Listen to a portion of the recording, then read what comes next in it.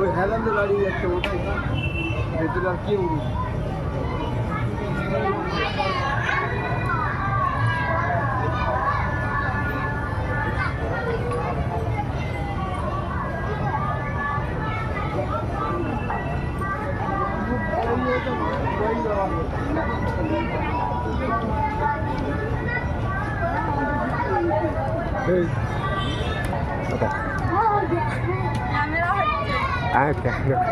দেশটা খুব সুন্দর হয়েছে, আর মনে হয় না যে